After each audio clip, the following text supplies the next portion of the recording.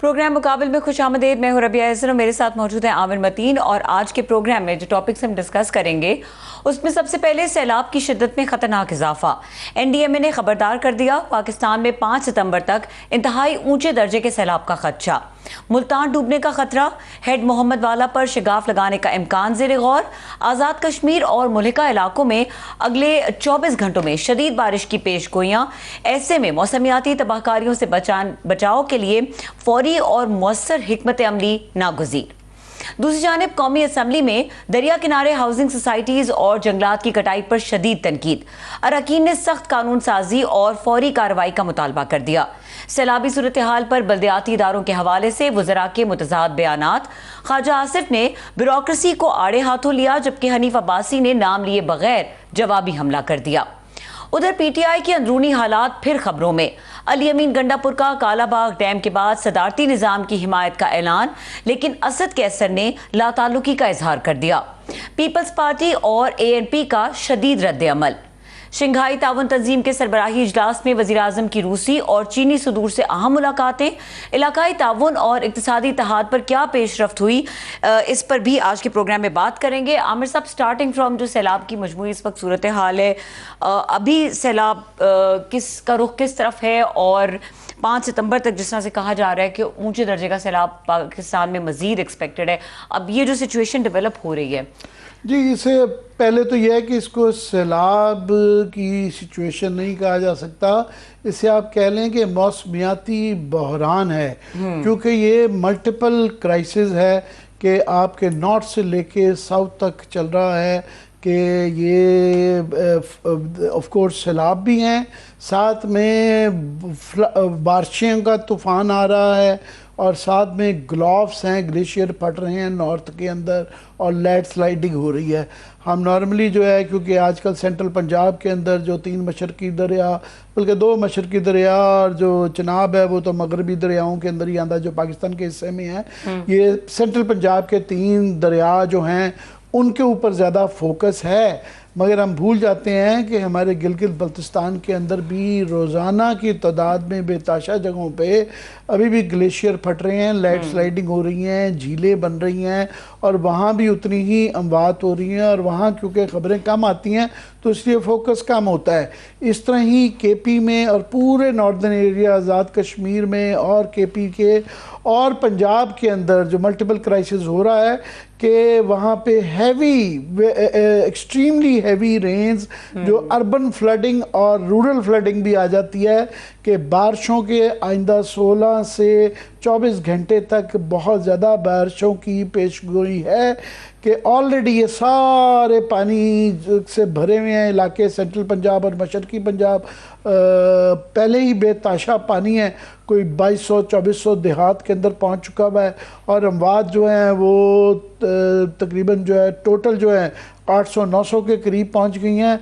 पंजाब वाले अभी सिर्फ पंजाब के अंदर 41 अमवात बता रहे हैं हम, जो कि बड़े ऑफिशियल फिगर्स हैं, क्योंकि अभी पता ही नहीं है कि सूरत हाल क्या है। ज़्यादातर गांव कटे हुए हैं, कौन कहाँ पे बैठा है, ये वक्त के साथ हफ्तों और महीनों में पता चलेगा कि एग्जैक्टली कितनी कैजुअल्टीज़ हुई हैं। कैजुअल्टीज़ बहुत ज़्यादा इसके मुकाबले में, 41 के मुकाबले में मेरा ख्याल बहुत ज़्यादा होगी, पर let's wait till official figures come in, उसका वो करते हैं। मगर पहले ही पानी खड़ा हुआ है, और उसके बाद ये बारिशें जब बहुत ज़्यादा ये होंगी, अर्बन फ्लडिंग, लाहौर के अंदर बारिशें होने जा रही हैं, आज रात से शुरू है, कई जगहों पे ऑलरेडी होनी शुरू हो गई हैं। आज़ाद कश्मीर में, सियालकोट में, गुजरांवाला में, गुजरात में, इन सारों में पहले ही सैलाब है, फिर बारिशों का पानी उसके अंदर ऐड हो जाता है, तो ये मल्टीपल क्राइसिस होता है।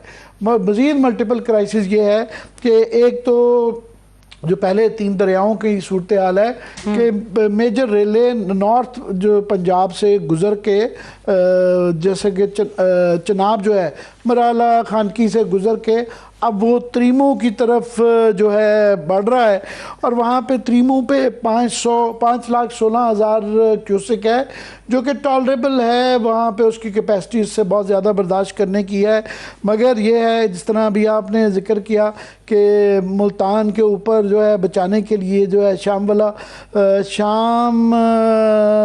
तक हेड मोहम्मद वाला जो है ना उसको बंद जो है वहाँ उसको शायद उड़ा दिया जाए ताकि शिकाफ डाला जाए ताकि मुल्तान शहर को बचाया जाए। उस तरह ही हज़ारों इससे होता है कि अफराद की जो है वो मुंतकली शुरू हो जाती है और फिर हेड तरीमू से चनाब और रावी के रेले और कबीर वाला के 49 और शुजाबाद के 6 मज़ीद मुआवजात जो हैं वो ज़ेर-ए-आब आ गए हैं और मुजफ्फरगढ़ की भी यही सूरत हाल है। तो चनाब का ये चारा मगर ये अप डाउन कर रहा है, चनाब का पानी भी सतलुज का पानी जो है सतलुज का मसला ये है कि आगे तो ऑफ कोर्स जो है अप डाउन कर रहा है कि सलमानकी में पानी जो है 1,50,000 है मगर प्रॉब्लम आ रही है कि ये तीनों दरिया जो है साउथ में जब कन्वर्ज करेंगे तो ये मसला होगा जब ये सिंध के अंदर जाएंगे तो वहाँ 8 लाख और 10 लाख 11 लाख तक के दरमियान पानी इकट्ठा होगा।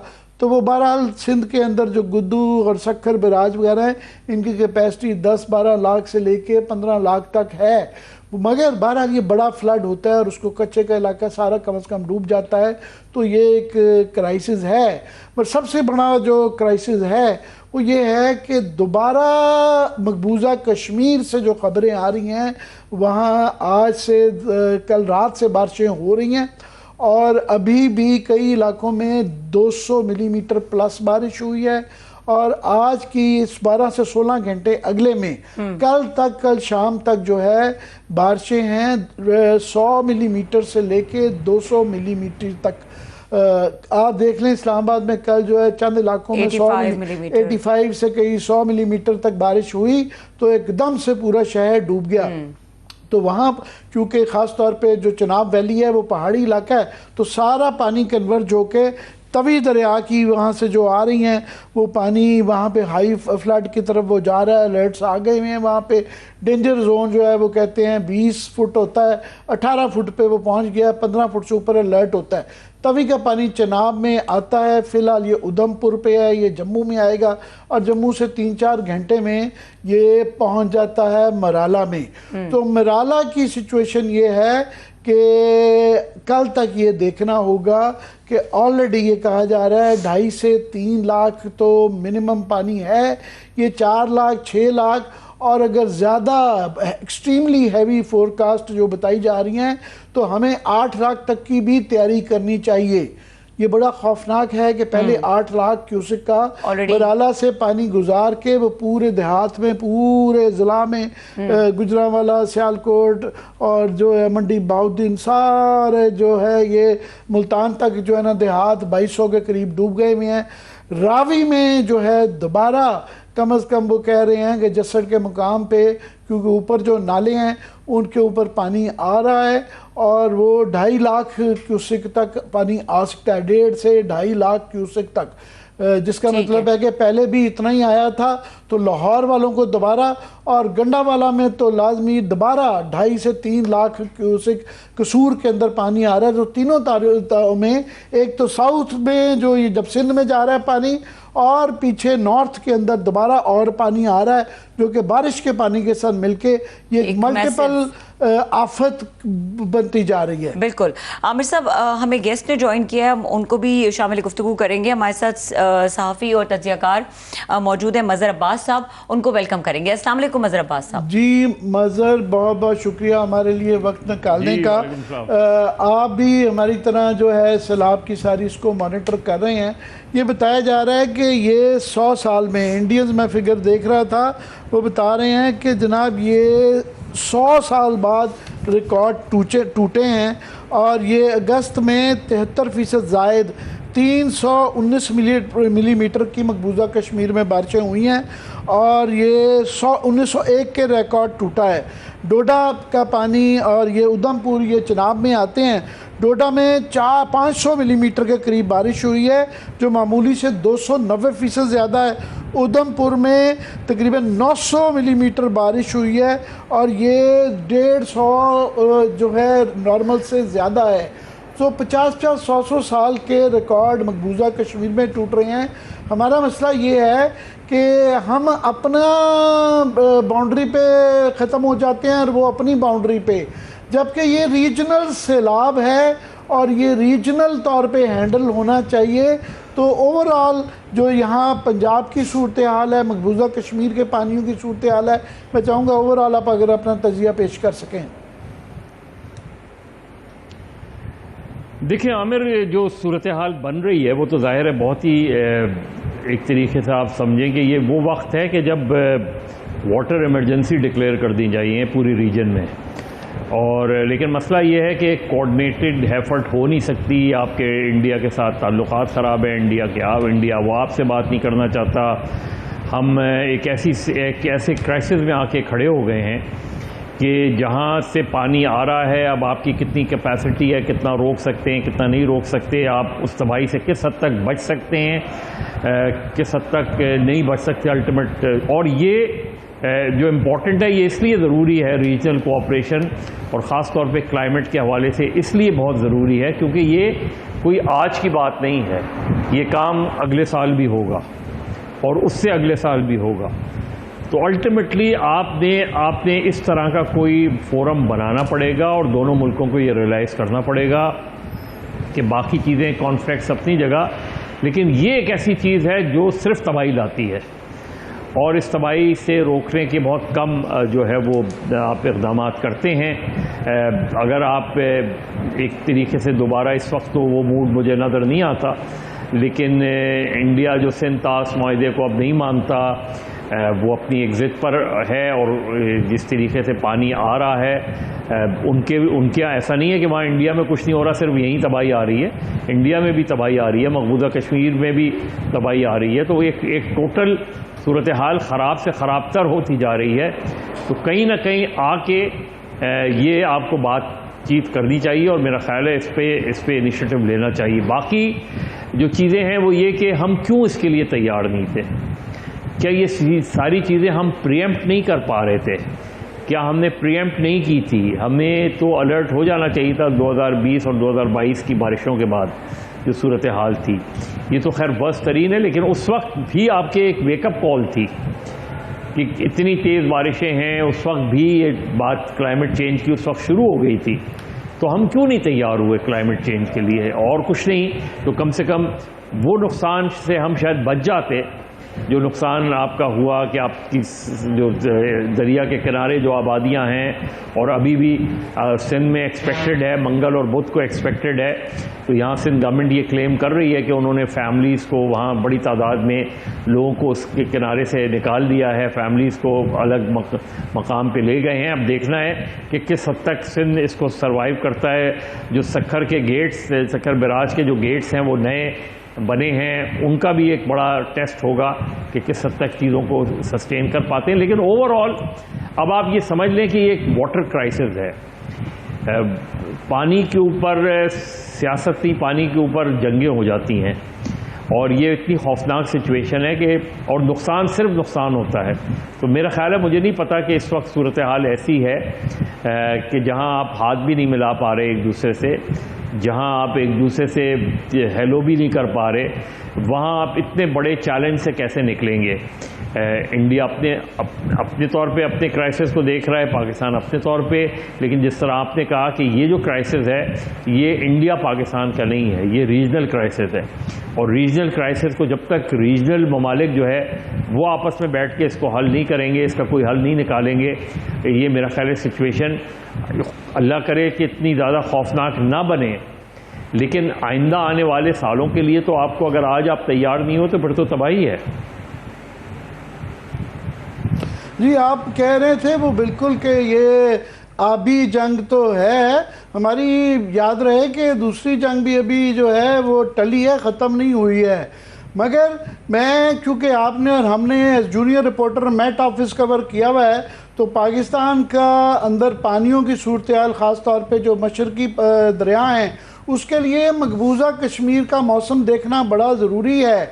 और उसके लिए ये जो कहा जाता है कि हमें इतला नहीं दी गई, उनके यहाँ 7-7 दिन पहले का, हमारे से बहुत बेहतर मैं ये कहूँगा कि आप यहाँ का NDMA और वहाँ का NDMA, वो भी NDMA उनके यहाँ भी है, और यहाँ का आप मेट ऑफिस और वहाँ का देखें तो ज़मीन आसमान का फ़र्क है। फॉर एग्ज़ाम्पल वो 5 दिन की फोरकास्ट एक एक तहसील की देते हैं कि यहाँ पे बारिश होगी और उसको तब्दील करते रहते हैं। हमारे यहाँ वो नहीं दी जाती और ये 5 दिन पहले आपको क्लियरली नज़र आ रहा होता है। In this day and age आपको टेलीफोन करके बताने की ज़रूरत नहीं होती है, आप देख सकते हैं कि जी यहाँ से पानी आ रहा है। और ख़ास तौर पे इसलिए भी हमारे लिए देखना बड़ा ज़रूरी है मकबूजा कश्मीर के मौसम को कि फॉर एग्ज़ाम्पल जो चनाब के अंदर जो सबसे ज़्यादा इस वक्त बहरान पानी आया है सतलुज और चनाब में आया है, रावी क्योंकि लाहौर था इसलिए ज़्यादा फोकस रहा।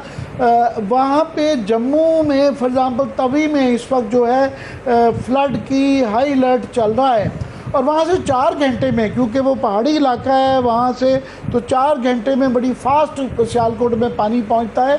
सो इतना टाइम नहीं रहता।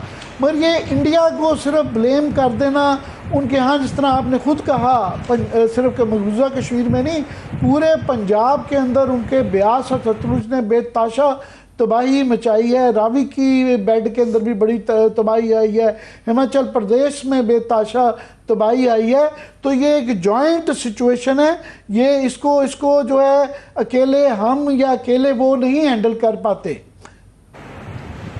जी मदर नहीं, यही सिचुएशन है ना। तो हम आपकी प्रॉब्लम यही आ रही है ना कि हम तो शेक हैंड के लिए भी तैयार नहीं है ना वो तैयार हैं शेक हैंड के लिए। और ज़ाहिर है जिस बैकग्राउंड में अब जो सिचुएशन है, ज़ाहिर है जंग अभी हुई है, पाकिस्तान को उसमें फ़तह हासिल हुई है, इंडिया को एक एम्बैरसमेंट हुई है। अब वो एम्बैरसमेंट को, लेकिन हमें इसको सिर्फ ये कह के आप जो है वो बच नहीं सकते कि जी इंडिया से पानी आ रहा है इसलिए हम कुछ नहीं कर पा रहे। और इंडिया जो है, इंडिया ने पानी, हमारी आप हेडलाइंस देखें ना, इंडिया ने पानी छोड़ दिया, वो तो पानी आना ही है। वो तो उस वक्त सिचुएशन में हो कि वहाँ तबाही ना आई हो और यहाँ तबाही आ जाए। तो दोनों मुतासिर हो रहे हैं, इसलिए दोनों को बातचीत करने की ज़रूरत है। आखिर हॉटलाइन पे बातचीत होती रहती है ना, तो वाटर हॉटलाइंस क्यों नहीं बनाई जा सकती? ये क्यों नहीं बनाया जा सकता कि भाई बाकी चीज़ें अपनी कम से कम इसके ऊपर हम बैठ के ये भी एक मेरा ख्याल है पॉइंट ऑफ कंसर्न है कि SCO का जो ये इजलास हुआ उसमें हमारे लिए सबसे बड़ा मसला, हमारे लिए भी और इंडिया के लिए भी और इवन नेपाल वगैरह के लिए भी, ये पानी जो मौसमियाती तब्दीली है इसका ज़्यादा जिक्र नहीं हुआ और हमारी तरफ से भी बस हल्का सा एक जिक्र किया गया सिंतास माहदे का, मगर ज़्यादा फोकस नहीं आया। दूसरा मज़र जो एक और तशवीशनाक मसला ये है कि जिस तरह इंडिया पाकिस्तान में ताउन में नहीं है, हमारे सूबों में भी नहीं है। यहाँ जो वाटर सेक्रेटरी हैं, मुझे ये बताया गया वो उनकी इंस्ट्रक्शंस हैं कि सूबों को खुद ही करने दें। तो पंजाब का मसला पंजाब वाले हल करते हैं और वो इंतज़ार कर रहे हैं कि जब ये पानी सिंध में जाएगा तो फिर ये हमारा मसला नहीं है, सिंध का मसला है। हालांकि ये जो यहाँ पे फ्लड कंट्रोल मेट ऑफिस या NDM में है, ये एक मरबूत कौमी पॉलिसी होनी चाहिए। ये अलग-अलग हर सूबे डिस्ट्रिक्ट तहसील ने नहीं हैंडल करना इसको। ये हम आपने ठीक कहा, मसला ये है कि हम एकदम सैलाबी सियासत पे आ गए हैं और कुछ नहीं। तो आज उन्होंने अली अमीन गंडापुर ने कालाबाग, नोइंग वेल कि कालाबाग डैम के बारे में सिंध की क्या पोजीशन है, आपने ज़रूरी है कि ये फिलर आज ही छोड़ना था आपको उसमें। ये जो चीज़ें होती हैं इससे नज़र ये आता है कि हम कोई एक नेशनल विजन हमारा नहीं है, हमारी एक कौमी सोच नहीं है, हमारी हर सोच जो है वो सूबाई सोच बनती जा रही है। ये अपना सूबा बचा लें, वो अपना सूबा, उसमें भी आप देखें कि गवर्नर कोई बात कर रहे होते हैं, चीफ मिनिस्टर कोई बात कर रहे होते हैं, अपोजिशन कोई बात कर रही होती है, हुकूमत कोई बात, यानी हैरानगी होती है कि आपकी कौमी सोच जो है वो कहीं ना कहीं गायब हो गई है। तो एक्चुअली देखिए होना तो ये चाहिए था कि इतनी ज़्यादा खौफनाक सिचुएशन है, ये सिर्फ फ़ज़ाई जायज़ा लेने से मसला हल नहीं होता। चीज़ ये है कि इस पर कौमी सारे वज़राए आला को, वज़ीर आज़म को बैठ के, सारे वज़राए आला को बुला के, एक्सपर्ट्स को बुला के, अभी तो आपने फौरी तौर पे तो ये करना है कि आप इस सिचुएशन से कैसे निकलें। ये डैम वैम ये सारी चीज़ें तो बात की हैं, इस वक्त जो ग्राउंड पे तबाही है उस तबाही से कैसे बचा जाए। जो पानी का रेला आ रहा है, जो आ चुका है, जो अब सिंध में दाखिल हो रहा है, उससे कैसे बचा जाए। ये तो या तो आपने 5 साल पहले या आखिरी बारिशों के बाद सोचना चाहिए था, या अब इससे निकलने के बाद जो है संजीदा दिखाना। मतलब हैरानगी होती है जब आके मिनिस्टर्स और ये सारी गुफ्तगू करते हैं कि जी हम ये कर रहे हैं, हम ये करना चाह रहे हैं। सवाल ये है कि आपने अब तक किया क्यों नहीं। ये आज जब आप मिनिस्टर्स के ऊपर ये बात करेंगे, उसमें बड़ी इंटरेस्टिंग डिबेट है, उसमें बड़ी इंटरेस्टिंग डिबेट है। लेकिन एक पॉइंट पे ज़रा बताएगा कि जो इस लेवल की नेशनल कैलेमिटी होती है या इस तरह की जो आफात होती हैं, उसको सिर्फ स्टेट हैंडल भी नहीं कर पाती, तो जो बाकी तबका फ़िक्र है उसको किस तरीके से स्टेट को मोबिलाइज करना चाहिए कि वो भी जॉइन हैंड्स करके और वो इस पूरी सिचुएशन से निकलने में मदद दें, क्योंकि बहरहाल ये इसका जो इम्पैक्ट है वो बहुत ज़्यादा है। इसीलिए क्योंकि अगर जिस तरह कहा जा रहा है कि रिकॉर्ड जो है वो इस वक्त बारिशें हो रही हैं, इस वक्त बिल्कुल एक डिज़ास्टर वाली सिचुएशन है। Prime minister should have declared climate emergency इस वक्त पूरे मुल्क में, क्योंकि पूरा मुल्क इससे अफेक्ट होता है। अभी तो आपको पता नहीं कितने दिन और चलेगी मामलात, कितने और 1-2 हफ्ते, मिड सितंबर तक तो इसके चांसेस हैं। तो आपको फौरी तौर पे ये डिक्लेयर करना चाहिए, और सिर्फ डिक्लेयर करने के सिर्फ अल्फाज से नहीं खेलना चाहिए, प्रैक्टिकली ग्राउंड पे उतरना चाहिए। ये बाकी अभी तो चले SCO तो बहुत इंपॉर्टेंट थी, लेकिन अदरवाइज तमाम जी जारी रखिएगा।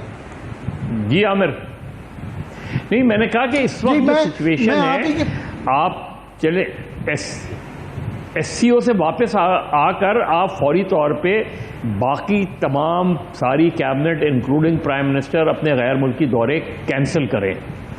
आप बैठें, इस्लामाबाद में बैठें, जाएं उन जगहों पे, उन सारे चीफ मिनिस्टर्स को लेके बैठें, एक्सपर्ट्स को लेके बैठें, फौरी तौर पे तो इस सिचुएशन से निकलें। और उसके बाद अब ये सारी चीज़ें ये करना, मुझे जिस तरह आज एक प्रोग्राम में मुसद्दिक मलिक साहब कह रहे थे कि उन्होंने कहा कि 300 दिन में बताओ कि ये इस तरह की इजाज़त किसने दी थी। भाई ये सब बात की चीज़ें हैं, अभी तो इस क्राइसिस से निकला जाए। इट्स अ नेशनल क्राइसिस, इस वक्त नेशनल डिज़ास्टर है। ये किसी एक सूबे में भी तबाही आए वो नेशनल डिज़ास्टर है। इसको मेरा ख्याल है इतनी इसमें भी डंडी मारी जाती है कि जी उन्होंने ये नहीं किया, वो उनसे कहते हैं कि इन्होंने ये कुछ नहीं किया। भाई इस वक्त ये सारी चीज़ें भुलाने की हैं। इस वक्त जो लोग मुश्किल में हैं उनकी मुश्किलें आसान करें, जो लोग मुतासरीन हैं उनके पास पहुँचें। ये बैठ के अब आप बताएं, ये पार्लियामेंट के इजलास की इस वक्त क्या ज़रूरत थी। सारे MNAs जो है अपने इलाकों में जाएं। इस्लामाबाद में बैठ के एक डिबेटिंग जो है वो कंपटीशन कल से शुरू हो जाएगा, जाएं ना अपने इलाकों में। ये पंजाब के जितने MNAs MPs हैं ये सब जाएं अपने इलाकों में, और उधर जाके अपने अपने कॉन्स्टिट्यूंसी में लोगों की देखभाल करें, लोगों को बचाव की करें। पार्लियामेंट में डिबेट करके क्या कर लेंगे आप। पार्लियामेंट में डिबेट करें, एक हफ्ते 2 हफ्ते बाद जब सिचुएशन से निकल आए। कि ये हमारी इतनी जहर आलूद सियासत हो गई हुई है कि ये वन पार्टी अगेंस्ट अनदर या सूबाई मसला बना लेते हैं। ये एक सूबे का तो मसला है ही नहीं है। ये हम बहुत ज़्यादा, ऑफ कोर्स पंजाब के अंदर इस वक्त फोकस है, मगर गिलगित बल्तिस्तान में भी ग्लोव्स हो रहे हैं, ग्लेशियर फट रहे हैं, KP में बारिशें हो रही हैं, और ये सारा क्राइसिस आगे सिंध के अंदर जा रहा है। और बलूचिस्तान में भी फ्लैश फ्लड्स की जो है ना वहाँ पे रिपोर्टें हैं, ख़ासतौर पे सलमान ये रेंज के अंदर जो है। तो ये पूरा नेशनल डिज़ास्टर है और ये गुजर रहा है, अभी पिछला पानी निपटा नहीं है, नौ मज़ीद आ रहा है। और आप सही कह रहे हैं कि ये फ़ज़ाई और किश्ती के जायज़ों से मसला हल नहीं होगा। जो फील्ड में रिपोर्टर जा रहे हैं, जो इतलाएँ दे रहे हैं, वो कह रहे हैं कि जनाब एडिक्वेट एफर्ट नहीं है, ऑप्टिक्स के ऊपर ज़्यादा जो है ध्यान दिए फोकस किया जा रहा है। क्या कहेंगे? मैं वही कह रहा हूं ना, मुझे तो ये समझ में नहीं आया इस सेशन क्यों कॉल किया गया है। क्या करेंगे पार्लियामेंट में डिबेट करके, क्या करेंगे जो कोई आके एक दूसरे पर इल्जाम लगा के एक दूसरे पर ब्लेम गेम करके क्या कर लेंगे आप। इस वक्त ये सबने तमगे ले लिए, सबने अवार्ड ले लिए, अब जाके काम करें। ये जितने मैं फिर ये कहूँगा, रिपीट करूँगा कि ये जितने अपने अपनी कॉन्स्टिट्यूंसी में जो तबाही इस वक्त पंजाब में आई है, उससे पहले केपी में आई है, ये मसला तकारीर से हल नहीं होगा। ये मसला जाके उनके दरमियान उनके दुखों को बांट कर हल होगा। ये कल फिर चले जाइएगा वोट लेने, लेकिन आज के दिन उनके साथ जाके रातें गुजारें, दिन में उनके साथ रहें, रातों को उनके साथ रहें। अगर आप वाकई अपने आप को उस कॉन्स्टिट्यूंसी का जो है वो रिप्रेजेंटेटिव कहते हैं, इस वक्त किसी एक एमएनए एमपीए को जो है मां सिवाय उसके कि जिनका ताल्लुक इस्लामाबाद से है वहां नहीं रुकना चाहिए, और उनकी पार्टी को कहना चाहिए, सेशन को कैंसिल करना चाहिए, जो ज़िमनी इलेक्शंस हो रहे हैं उन्हें पोस्टपोन करना चाहिए।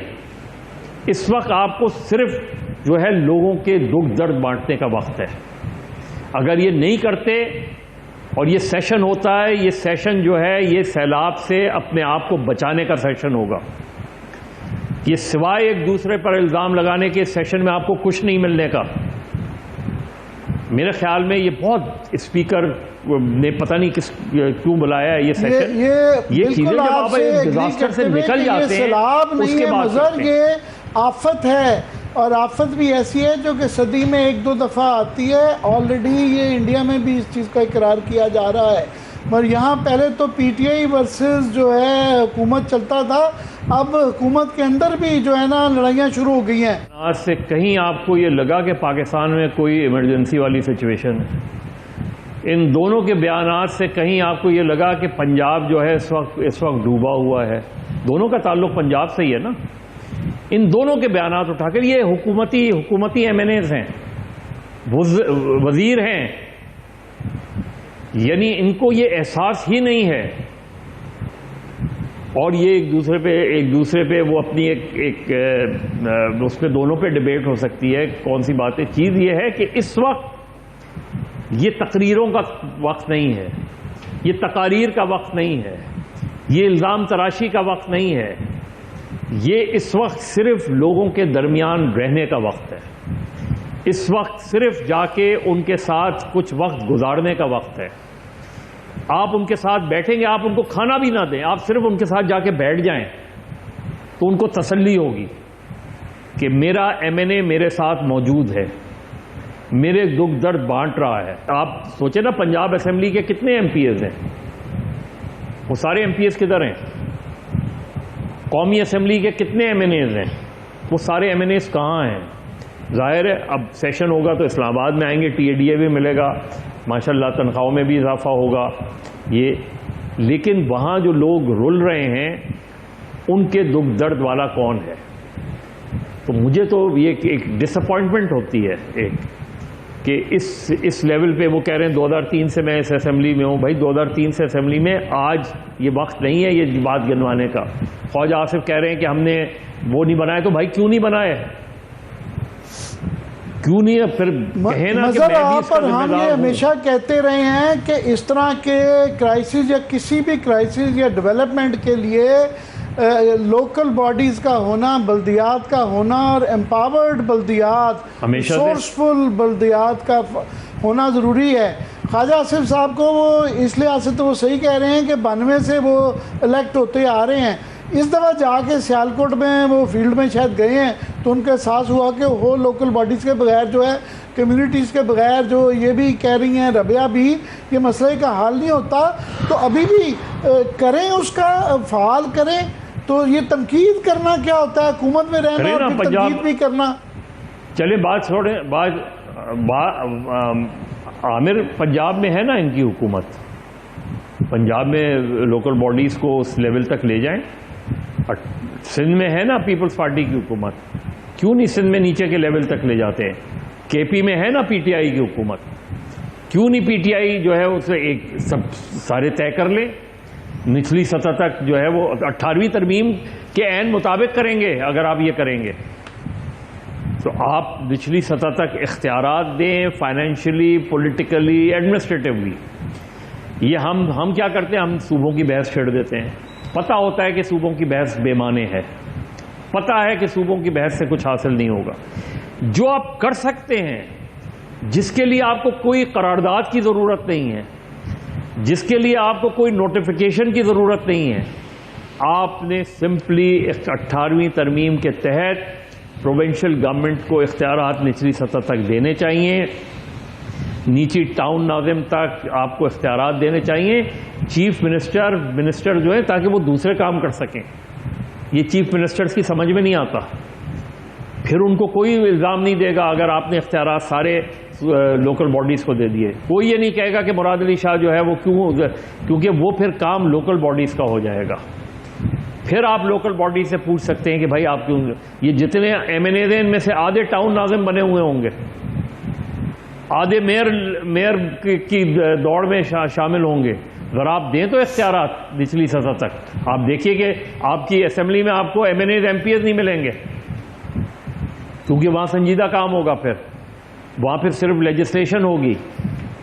तो मुझे तो समझ में नहीं आता कि क्यों ये पैसा कितना, आखिर हमें कितने पैसों की जरूरत है। अभी भी जो ये बातों की हद तक तो है, मगर बजट के अंदर जो है पिछले साल 70 बिलियन, इस दफ़ा शायद 85 अरब रुपया जो है वो MNAs MPs के, यहाँ तक कि IMF भी रोक रहा है। और आप बस बिल्कुल सही कह रहे हैं कि मुशर्रफ दौर के अंदर जब ये इनको एम्पावर्ड किया गया था लोकल बॉडीज़ को, तो काफ़ी सारे MP MNA वो नाज़म के लिए इलेक्शन लड़ना शुरू कर दिया था। तो पॉइंट ये है कि फ़िलहाल तो मसला है कि जो मौजूदा क्राइसिस है जो कि अभी ख़त्म नहीं हुआ, अभी जारी है, इससे निपटना। ऑफ कोर्स उसके बाद फिर ये देख रहे हैं कि जनाब ये, क्योंकि अगले साल भी 22% कह रहे हैं, इससे भी ज़्यादा बारिशें होंगी। और ये एक हकीकत है, ये बारिशों वाला सिलसिला और ये आफतों वाला अब ख़त्म होता हुआ नज़र नहीं आ रहा। क्या कहेंगे? मतलब मुझे तो उम्मीद नहीं है कि ये कुछ संजीदगी दिखाएंगे, टू बी वेरी ऑनेस्ट। आपकी रूलिंग एलीट इंक्लूडिंग ब्यूरोक्रेसी, ये सारे लोग, आपके इदारे इतने तबाह हो गए हैं, इतने करप्ट हो गए हैं, वो इंतज़ार करते हैं कि सड़क कब टूटे ताकि मेरा कमीशन बने। वो इंतज़ार करते हैं, वो चीज़ों को बढ़ा चढ़ा कर भी पेश करते हैं ताकि उसकी वजह से ग्रांट आए, ग्रांट फिर आपस में तकसीम हो। आप सोचें कि इससे बड़ा अलमिया आमिर क्या हो सकता है कि आपको कई अरब रुपए मिल सकते थे। डोनर्स ने कहा प्रोजेक्ट तो बताएं, हम प्रोजेक्ट नहीं बना सके। हम 11 बिलियन डॉलर की हमें मदद मिली, उसमें से 6 बिलियन डॉलर के प्रोजेक्ट्स बनाए, मगर उसमें से जो एक्चुअली डिस्बर्समेंट हुई वो कोई 2-2.5 बिलियन डॉलर की हो गई। मतलब 9 बिलियन डॉलर के करीब वो ज़ाया चले गए जो मिले। तो फिर मांग के भी क्या करना जो आप इस्तेमाल ही नहीं कर सकते। आप सोचे ना, इसलिए क्योंकि प्रोजेक्ट बनाने के लिए आपको एक्सपर्टीज की ज़रूरत होती है, प्रोजेक्ट बनाने के लिए आपको कॉम्पिटेंस की ज़रूरत होती है। यहाँ तो इंजीनियर्स कि हमारे जो सरकारी इदारे हैं उनकी इतनी कॉम्पिटेंसी नहीं है, उनकी इतनी कैपेसिटी नहीं है। तो इसलिए नहीं है क्योंकि आपके यहाँ मेरिट कल्चर नहीं है। आपके यहाँ ये PIA रेलवे क्यों तबाह हुए? इसलिए तबाह नहीं हुए कि यहाँ जो है ये कई लॉसेस में इसलिए जा रहे थे क्योंकि इनकॉम्पिटेंट लोग थे। इनकॉम्पिटेंट लोगों की भरमार थी, उनको निकाल के यही PIA कल चल सकती है, यही रेलवे में कल तरक्की हो सकती है, इसी PIA में कल तरक्की हो सकती है, यही पाकिस्तान स्टील कल खड़ी हो सकती है। और हम उस करप्शन को दूर नहीं करना, हमने कहा प्राइवेटाइज कर दो। भाई आप जो लोग लूट के ले गए वो तो मजे में फिर रहे। आप उन बुराइयों को हटाने के बजाय आपने कहा इसको हैंडओवर कर दो किसी और को, खराबियों को दूर करें। फिलहाल तो मजर ये दुआ की जा सकती है, और दुआ से ज़्यादा जो है वो जो हमें करने की ज़रूरत है कि ऑफ कोर्स ये भी बहस होनी चाहिए।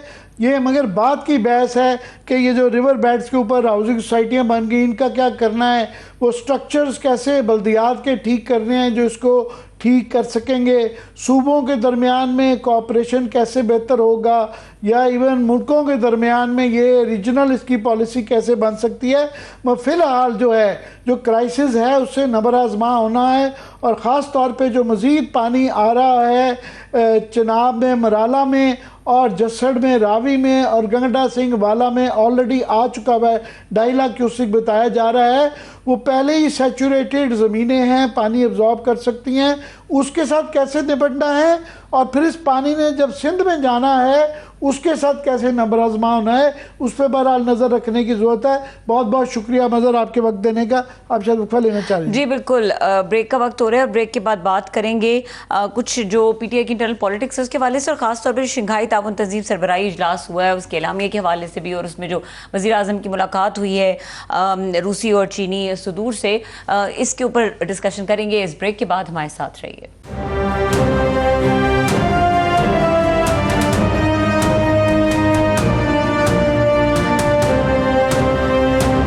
Welcome back. और आमिर साहब, बात करेंगे जो पीटीआई अरकान ने कौमी असम्बली इजलास का बॉयकॉट कर लिया, वो कह रहे हैं हमने बानी पीटीआई को भी आगाह कर दिया है कि जो हम बाहर असम्बली लगाएंगे। जी, ये बाहर असम्बली वाला ये एक ज़ाहिर सिंबॉलिक जो है प्रोटेस्ट करना वो चाह रहे हैं कि ये माजी में भी होता रहा है, ये पीपल्स पार्टी और नून लीग वाले भी करते रहे हैं।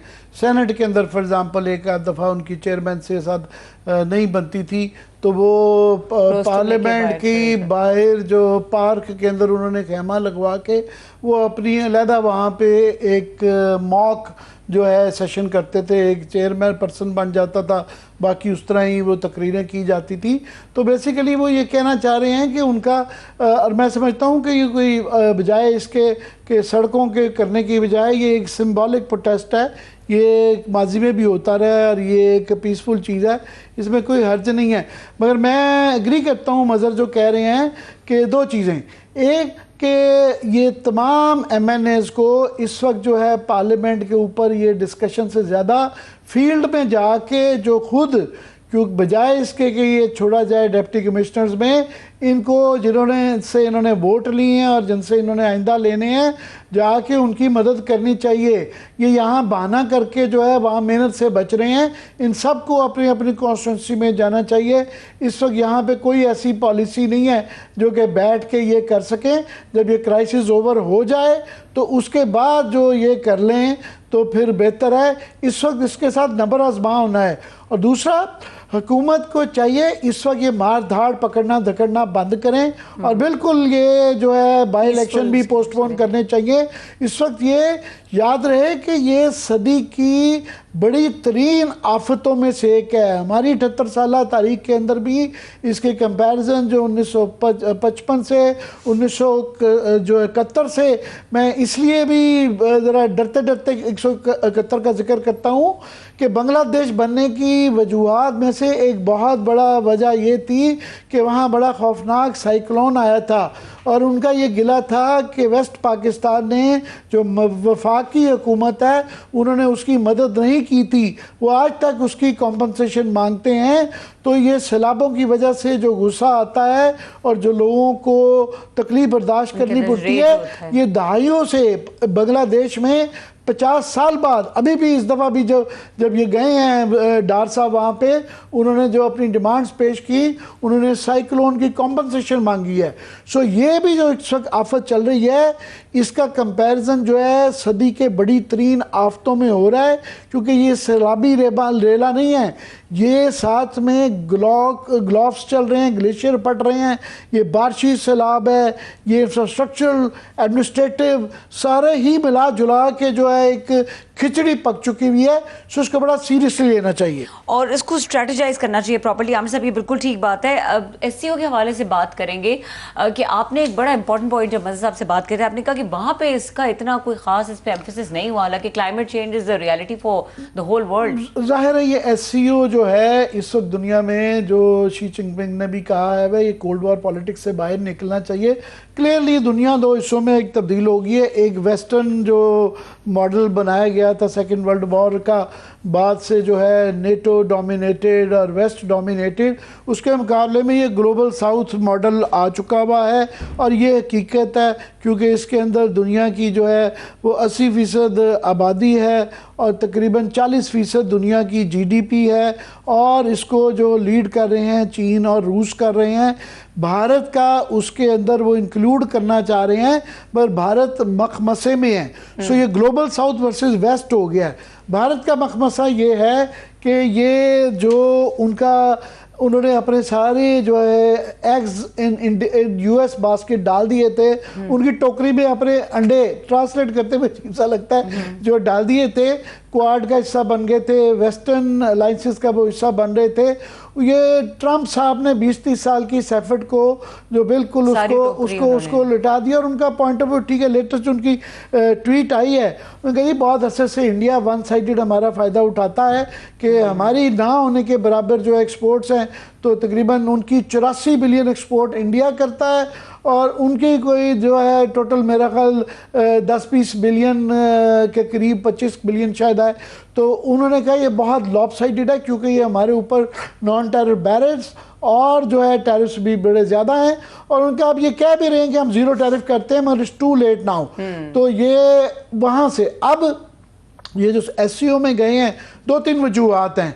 एक तो ऑफ कोर्स जो है लास्ट टाइम जो है मोदी साहब जो है फॉर एग्जांपल ब्राज़ील में या जो ब्रिक्स की मीटिंग थी उसमें नहीं गए, और एससीओ की जो लास्ट मॉस्को में गए थे, ये 7 साल बाद वो चीन में गए हैं। इसलिए भी जाना ज़रूरी था कि अगले साल जो ब्रिक्स का समिट हो रहा है वो इंडिया में हो रहा है, और ये अगर वहाँ ना जाते तो फिर शी जिनपिंग ने भी वहाँ पे नहीं आना था। और इस वक्त पूरे इस खित्ते में और आलमी उसके अंदर शी जिनपिंग जो हैं वो दुनिया के आलमी leaders, one of the 2 leaders America के बराबर चल रहे हैं। सो उनके ना आने से वो ब्रिक्स की वैल्यू नहीं रहनी थी, तो इसलिए भी जाना था। दूसरा मेरा ख्याल वो जो वहाँ पे गए हैं, ये मैं नहीं कह रहा, इंडिया के अपने जो प्रवीण सोनी साहब, मैं उनको बड़ा मोतबर मानता हूँ, उनका ये कहना कि ये जाने से भी ये टैक्टिकल इंडिया मूव्स कर रहा है, ये स्ट्रेटेजिक मूव नहीं है। इंडिया अभी भी मोदी साहब ने अमेरिका पे इन्वेस्ट कर दिया हुआ है। इन तमाम धक्कों के बावजूद जो चपेड़े मारी जा रही हैं उनको ट्रंप की तरफ से, वो अभी भी राग़िब हैं अमेरिकन वेस्टर्न सिस्टम के साथ, और ग्लोबल साउथ का दिल से हिस्सा नहीं बन रहे। दोनों के जो बयानात आए थे चीन के और इंडिया के इस एससीओ मीटिंग के बाद, एक वाज़ेह फ़र्क था। फॉर एग्ज़ाम्पल इंडिया ने अपने जो फॉरेन ऑफिस का बयान था उसमें एक बड़ी अहम जो जिक्र किया, जो कि ज़्यादा गौर नहीं लोगों ने किया। उन्होंने कहा जी बिल्कुल शी जिनपिंग सही कह रहे हैं कि मल्टीलैटरल जो है वर्ल्ड होनी चाहिए, मगर मल्टीलैटरल एशिया भी होना चाहिए। बुनियादी तौर पे वो ये कहने की कोशिश कर रहे थे कि एशिया के अंदर चीन ही सिर्फ सुपर पावर नहीं है, भारत को भी उसके बराबर का हिस्सा दिया जाए। जबकि शी जिनपिंग की और जो ब्रिक्स की और एससीओ की जो स्पिरिट है वो यूएन की बात करते हैं, वो तमाम के वहाँ वो अपनी लीडरशिप का, जिस तरह के अमेरिका को अपनी सुप्रीमेसी का एक ख्याल रहता है, डॉलर की भी और अपनी पावर की, ब्रिक्स और उसकी एससीओ की ये स्पिरिट नहीं है। वो जो BRI है उसमें वो तमाम को साथ लेके चलना चाहते हैं, और उन्होंने हमारा CPEC के अलावा एक कॉरिडोर सबसे पहले इंडिया को राग़िब करने की कोशिश की, माइल किया कि आप भी इसका हिस्सा बने। पर इंडिया की क्योंकि एक बुग़्ज़ है चाइना को, वो अपने मुकाबले का समझते हैं, वो मादी से नहीं निकल पा रहे हैं। और मोदी साहब क्योंकि उन्होंने 36 इंच की छाती कर दी है, और उनको गलवान में भी, और रिसेंटली जो पाकिस्तान से शिकस्त हुई है, ये बग़ैर ये एक रीस्ट्रक्चरिंग के मेजर फैसलों के पाकिस्तान के साथ, चीन के साथ सुलह का मतलब है पाकिस्तान के साथ भी सुलह करनी पड़ती है। तो ये उनके अक्लमंद लोग कह रहे हैं कि शायद चीन एक उभरती ताकत है नहीं, हो चुकी है। तो उसके बगैर खिते में भी और दुनिया में भी सरवाइव करना मुश्किल होगा। तो उसके लिए पाकिस्तान से भी सुलह करनी पड़ेगी और उनको करनी चाहिए, ये उनके परवीन सानी जैसे लोग कहते हैं। मगर मोदी साहब क्योंकि उनकी सारी पॉलिटिक्स जो है वो एग्रेशन पे है, तो ये उनके यहाँ ये सोच नहीं पाई जाती, इसलिए बड़ा कम इम्कान है कि ये रिप्रोचमा या डेटों जो है ना चीन और अमेरिका का स्ट्रेटेजिक बुनियादों पे हो सके। ठीक है आमिर साहब, मजीद भी इसके ऊपर बात करते रहेंगे, लेकिन इस वक्त प्रोग्राम का वक्त खत्म हो गया है। देखने के लिए शुक्रिया, इजाज़त दीजिए, अल्लाह हाफिज़।